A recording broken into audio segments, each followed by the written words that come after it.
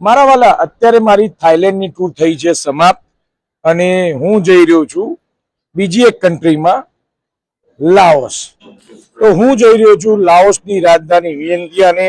થાઈલેન્ડથી અમારી જર્ની રહેશે 12 કલાકની. અમે ટ્રેન દ્વારા જઈ રહ્યા છીએ અને જો અત્યારે છું હું બેંકોકના રેલવે સ્ટેશન. તમે મારી પાસે ટિકિટ કાઉન્ટર જોઈ રહ્યા છો અને મારા વાલા અત્યારે હું તમને સંપૂર્ણ ટ્રેનની જર્ની બતાવીશ, પછી વિઝાની પ્રોસેસ બતાવીશ. અને મારી સાથે જે જોઈએ આ કાકા છે. હંમેશા હું કહું છું ફરવાની કોઈ ઉંમર નથી હોતી. દર મહિને મારી સાથે નોમ લખાવી જ દે કે જીગાભાઈ તમે જ્યો જાઓ ને અહીં મારું નોમ નોંધી લો.